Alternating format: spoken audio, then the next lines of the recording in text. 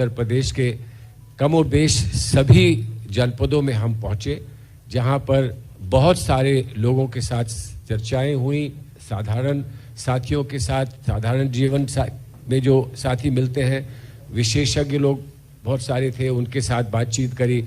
वहाँ के अलग अलग समूह जो अलग अलग कार्यों से जुड़े रहे हैं उनसे बात करी, किसानों से बात करी, रोजगार वहाँ का की हाल क्या है, वहाँ पे श्रमिकों से बात करी, नौजवानों से बात करी, महिलाओं से बात करी, वहाँ के एनजीओ से बात करी, वहाँ की विशेष संस्थाएं हैं उनसे बात करी। और आप ये मान के चलिए कि किसी भी को हमने इस श्रृंखला से बाहर नहीं रखा, सब तक पहुंचने का प्रयास किया। बावजूद इसके कि हमको दो बार इस पूरी गाथा में 2 बार हमको सामना करना पड़ा कोरोना का, और वो एक बहुत बड़ी चुनौती थी। लेकिन उसका सामना करते हुए भी हमने प्रयास किया कि प्रोटोकॉल को मानते हुए हम जहां पहुंच सकें पहुंच जाएं। जो नहीं हो सका संभव तो वो हमने डिजिटली किया। विशेषज्ञों से हमने बहुत दफा बात की, विशेषज्ञों से हर क्षेत्र के विशेषज्ञों से बात करी, स्वास्थ्य के विशेषज्ञ जो हैं, शिक्षा के विशेषज्ञ जो हैं, जो अनुभवी लोग समाज सेवा में हैं, उनसे बात की।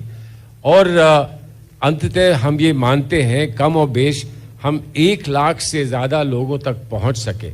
उनके माध्यम से और कितने लोगों तक हमारी बात पहुंची और उनकी बात हम तक पहुंची, इसका आप अनुमान लगा सकते हैं। तो इसीलिए ये सच्चाई में एक जन घोषणा पत्र है, जनता की अपेक्षाओं के बारे में। ये जनता की जो सुझाव हैं और जो उनके अपने सपने हैं, उनको कैसे साकार किया जा सकता है, ये संवाद से हमने निकालने का प्रयास किया है। और मैं उम्मीद करता हूं कि दूरगामी जो सुझाव इसमें हैं उनका, और जिसका उल्लेख अभी प्रियंका जी करेंगी, दूरगामी सुझाव इसमें महिलाओं के संदर्भ में जो हमने शक्ति विधान निकाला है और जो भर्ती विधान हमने युवकों के लिए निकाला है, उसके साथ साथ इसको भी लोग स्वीकार करेंगे, इसको समर्थन देंगे। और समर्थन सिर्फ इस तक नहीं सीमित रहेगा, बल्कि आगे जनता क्या कदम उठा सकती है और हमको कैसे सहयोग दे सकती है, इस पर भी स्पष्ट निर्णय वो इस चुनाव में लेंगे। मैं आपको धन्यवाद कहता हूं। अब मैं आमंत्रित करूंगा उत्तर प्रदेश की महबूब नेता,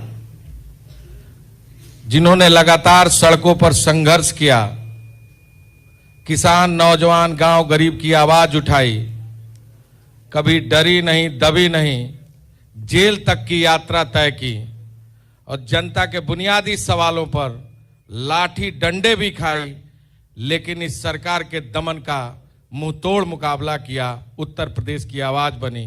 मैं चाहूंगा आदरणीय श्रीमती प्रियंका गांधी जी आए और अपने जन घोषणा पत्र को हम सबके बीच में रखें। धन्यवाद लल्लू जी, सलमान साहब, पूनिया जी, नसीमुद्दीन जी, अमिताभ जी, मोना जी, सुप्रिया जी, सारे उपस्थित नेतागण और मीडिया के मेरी बहन भाई, आप सबका इस घोषणा पत्र के जो इवेंट में आप सबको बहुत सबसे पहले मैं स्वागत करना चाहती हूँ। जैसे सलमान साहब ने आपको बताया कि जो ये उन्नति विधान है, जो हमारा शक्ति विधान है और जो भर्ती विधान है, ये जितने भी घोषणा पत्र हमने जारी किए हैं और इनमें जितने भी सुझाव हैं वो हमें यूपी की पब्लिक से मिले हैं। हमने पिछले मेरे ख्याल से 1.5 साल से ये कोशिश की कि हम उत्तर प्रदेश के कोने कोने में जाएं, हमारे नेता, हमारी मैनिफेस्टो कमेटी जाए और सबसे चर्चा करके जो उनके अहम मुद्दे हैं, जो उनकी समस्याएं हैं, उनको सुलझाने का काम कैसे किया जाए, इसके बारे में चर्चा करके तभी ये सारे सुझाव इस घोषणा पत्र में आए हैं। दूसरी पार्टियों की तरह हमने अन्य पार्टी के सुझाव लेकर अपने घोषणा पत्र में नहीं डाले। हमने जो भी इसमें डाला है वो पब्लिक की ही आवाज है। जैसे लल्लू जी ने कहा, हमने पिछले 2 सालों से बहुत संघर्ष किया, लेकिन हमारा संघर्ष पब्लिक के संघर्ष के मुकाबले में कुछ नहीं है। जो उत्तर प्रदेश की जनता आज संघर्ष कर रही है, जितनी परेशानियां को वो झेल रहे हैं, वे आप बहुत अच्छी तरह से जानते हैं। जो सबसे बड़ा मुद्दा है रोजगार का मुद्दा, उसके बाद महंगाई का मुद्दा, इन दोनों को निपटाने के लिए, इनको कैसे हम, इन समस्याओं को किस तरह से हम सुलझाएं, उसके लिए हमने बहुत चर्चा की और हमने काफ़ी इस विधान में भी और जो भर्ती विधान है, शक्ति विधान है, उसमें भी हमने इसके बारे में अपनी घोषणाएं की हैं। तो मैं कुछ मुख्य बिंदु इस घोषणा पत्र के मैं आपको पढ़ के सुनाना चाहती हूँ। सबसे पहले तो जो हमारी प्रतिज्ञाएं थी, जिनके बारे में आपको पहले से जानकारी है, लेकिन एक बार दोहराना चाहती हूं मैं कि किसानों का पूरा कर्जा माफ किया जाएगा। हम ये कह रहे हैं कि हमारी सरकार जब बनेगी तो 10 दिन के अंदर अंदर किसानों का कर्ज माफ किया जाएगा। छत्तीसगढ़ में जब कांग्रेस की सरकार आई तो आप सबने देखा होगा कि शपथ लेते ही 3 घंटों के अंदर अंदर किसानों के कर्ज माफ किए गए। उसी तरह से हम यहां भी उत्तर प्रदेश में करना चाहते हैं।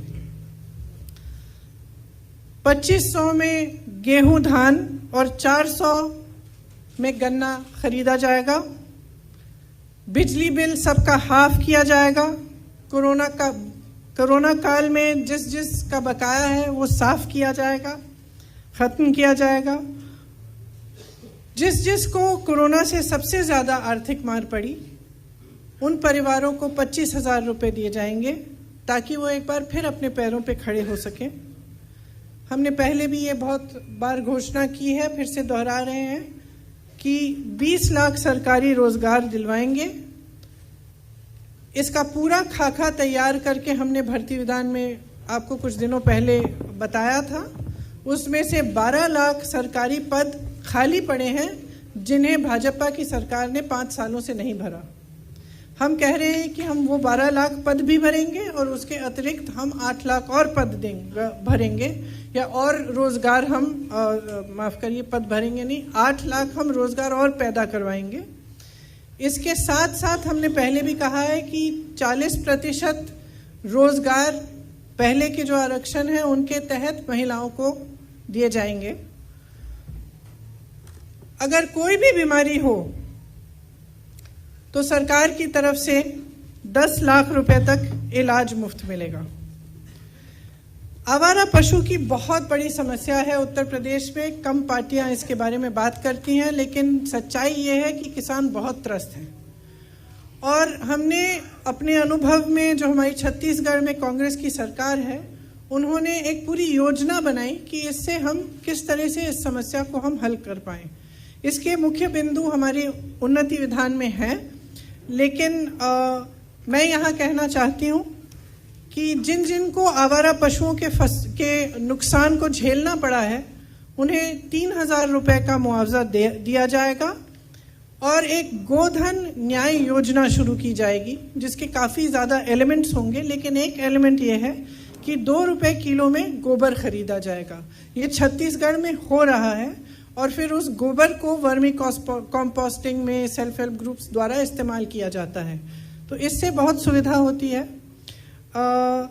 छोटे और मझोले उद्योगों के लिए देखिए, हम सब ने देखा है, आपने हाल ही में बागपत में एक छोटे व्यापारी की हालत देखी और हम सब ने वो बहुत ही दुखद घटना, एक तो फेसबुक पे लाइव हुई और हमें पता चला कि उनकी पत्नी की मृत्यु भी हुई है। बहुत ही ज़्यादा दुखद ये घटना हुई, लेकिन ये हम पूरे प्रदेश भर में देख रहे हैं।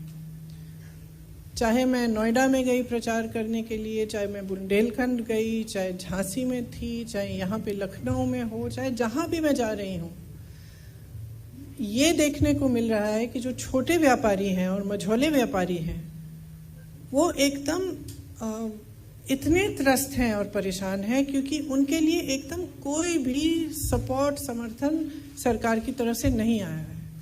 और चाहे नोटबंदी हो, चाहे उसके बाद जीएसटी हो, और उसके बाद जो कोरोना का लॉकडाउन हुआ, सबसे बड़ा प्रभाव इन्हीं व्यापारियों पे हुआ है। तो चाहे छोटे दुकानदार हों, छोटा मैन्युफैक्चरिंग यूनिट हो, बहुत ही ज़्यादा असुविधा हुई। लेकिन सरकार की तरफ से बहुत दुख की बात है कि इनके लिए कोई सपोर्ट नहीं मिली। और इस बजट में जो 2-3 दिन पहले आई, उसमें भी आपने देखा होगा कि जहां बड़े बड़े उद्योगपतियों के लिए, जो प्रधानमंत्री जी के मित्र हैं, उनके लिए तमाम योजनाएं, तमाम समर्थन और हर चीज़ लिखी गई, लेकिन इन छोटे व्यापारियों के लिए कुछ नहीं लिखा गया, गरीबों के लिए कुछ नहीं लिखा गया। इसीलिए हम चाहते हैं कि एक खास मदद हम छोटे व्यापारियों की करें। इसमें मुख्य बिंदु ये है कि जो पारंपरिक क्लस्टर्स होते थे, जैसे मुरादाबाद में पीतल का क्लस्टर, कानपुर में लेदर, इनको हम और मजबूत बनाएं। और इसमें नौजवानों को, अगर नौजवान अपना छोटा व्यापार शुरू करना चाहता है, अपना मैन्युफैक्चरिंग करना चाहता है, एक यूनिट खड़ा करना चाहता है, उसके लिए हमने भर्ती विधान में ऑलरेडी बोला था कि हम किस तरह की सुविधाएं देंगे। जैसे उनको लोन मिलेगा 1% ब्याज पे, और किस तरह से हम उन क्लस्टर्स को डेवलप करेंगे ताकि उन क्लस्टर्स में जितनी भी सुविधाएं हैं इंडस्ट्री के लिए वो मिले और पूरी तरह से इन छोटे व्यापारियों की मदद हो। श्रमिकों और कर्मचारियों के लिए हमने ये प्रपोजल दिया है कि आउटसोर्सिंग बंद की जाएगी। संविदा कर्मियों का